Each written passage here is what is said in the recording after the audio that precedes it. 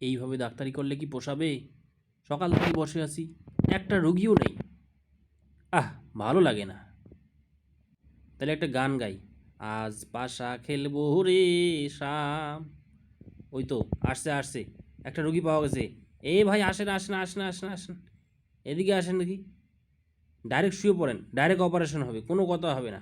Operation করতে না পেরে আজকে আমার অবস্থা খুব খারাপ।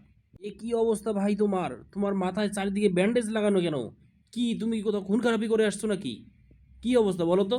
সে কথা আর কি বলবো স্যার, আমি তো কোনো দোষই করি নাই।